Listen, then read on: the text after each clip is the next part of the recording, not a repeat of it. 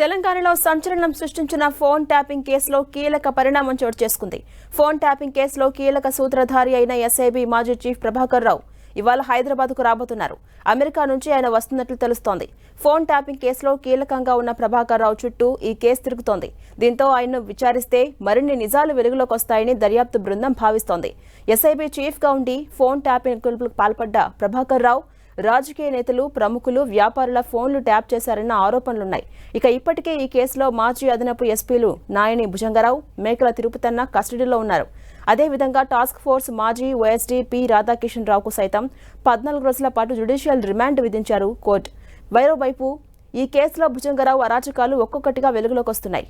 Phone tapping బాధితులు పోలీసులకు ఫిర్యాదులు చేస్తున్నారు. తాజాగా ఫోన్ ట్యాపింగ్ అంశంపై బంజారాహిల్స్ పోలీసులకు సంధ్య కన్వెన్షన్ ఎండీ శ్రీధర్ ఫిర్యాదు చేశారు. బంజారాహిల్స్ పోలీస్ స్టేషన్కు వచ్చిన శ్రీధర్ తన దగ్గర ఉన్న సమాచారాన్ని పోలీసులకు ఇచ్చామని తెలిపారు. గతంలో ఈ అంశంపై పంజగుట్ట పోలీసులకు ఫిర్యాదు చేశామని వెల్లడించారు. భుజంగరావు తన ఫోన్ ట్యాపింగ్ చేసి వేధింపులకు గురి చేశారని, ఆఫీసుకు పిలిపించి బెదిరించారని శ్రీధర్ ఆరోపించారు. దీనికి సంబంధించిన డీటెయిల్స్ అన్ని దర్యాప్తు బృందానికి ఇచ్చామని శ్రీధర్ తెలిపారు. అలాగే ఫోన్ ట్యాపింగ్ వ్యవహారం క్రమంగా ఎన్నికల డబ్బు పంపిణీ వైపు వెళ్తోంది. ఓ ప్రధాన పార్టీ తరపున పోలీసు వాహనాల్లో పెద్ద ఎత్తున నిధులు తరలించినట్టుగా ఫోన్ ట్యాపింగ్ నిందితులు అంగీకరించినట్టు తెలుస్తోంది.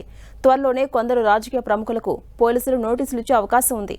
ఇందులో గత శాసనసభ ఎన్నికల్లో పోటీపడ్డ అభ్యర్థులతో పాటు గెలిచిన ఎమ్మెల్యేలు కూడా ఉండవచ్చని తెలిసింది.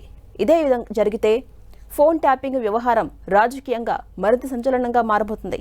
ఫోన్ ట్యాపింగ్ వ్యవహారంపై జరుపుతున్న విచారణలో భాగంగా హవాలా ఉదంతం వెలుగులోకి వచ్చింది. ప్రణీత్ రావు ముఠా ప్రజాప్రతినిధుల ఫోన్లు, పలువురు హవాలా వ్యాపారుల ఫోన్లపై నిఘా పెట్టినట్లు పోలీసులు గుర్తించారు.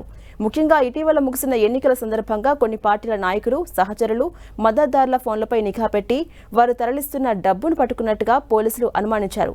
ట్యాపింగ్ దర్యాప్తులో భాగంగా నిందితులను అదుపులోకి తీసుకుని ప్రశ్నించినప్పుడు వారు కూడా మౌఖికంగా ఈ ఆరోపణలను అంగీకరించినట్టు తెలుస్తోంది. ప్రణీత్ రావు ఇతరులు ఫోన్లపై నిఘా ఉంచగా వారిచ్చిన సమాచారం ఆధారంగా టాస్క్ ఫోర్స్ డీసీపీగా పనిచేసిన రాధాకిషన్ రావు క్షేత్రస్థాయిలో పంపిణీ అవుతున్న డబ్బు పట్టుకోవడంతో కీలక పాత్రను అందులో పోషించినట్టు గుర్తించారు. ఇదే సమయంలో ఒక ప్రధాన పార్టీకి చెందిన అభ్యర్థులకు డబ్బు పంపిణీలో మరొక అధికారి కీలకంగా వ్యవహరించినట్లు, పోలీసు వాహనాల్లోనే పకడ్బందీగా రాష్ట్ర వ్యాప్తంగా పెద్ద మొత్తంలో నిధులు రవాణా చేసినట్లు గుర్తించారు. విచారణ సందర్భంగా ఎవరెవరికి డబ్బు అందజేశామనే సమాచారం కూడా చెప్పినట్టు తెలుస్తోంది. ఈ విషయాలు నిర్ధారించుకునేందుకు డబ్బు అందుకున్న వారిని భావిస్తున్న వారందరికీ కూడా నోటీసులు ఇచ్చి విచారించే అవకాశం ఉంది. ఇందులో మాజీ మంత్రుల స్థాయి వారు కూడా ఉన్నట్టు తెలుస్తోంది. 2-3 రోజుల్లోనే నోటీసుల ప్రక్రియ మొదలయ్యే అవకాశం ఉంది.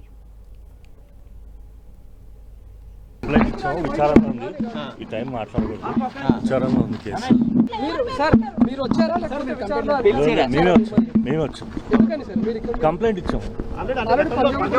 అదే ఆ కంప్లైంట్ గురించి వచ్చాము. లేదండి, ఆయన మీద కాదు, భుజంగరావు మీద కంప్లైంట్ ఇచ్చాము. భుజంగరావు మీ ఇంటికి వచ్చారండి? లేదు, రాలేదు.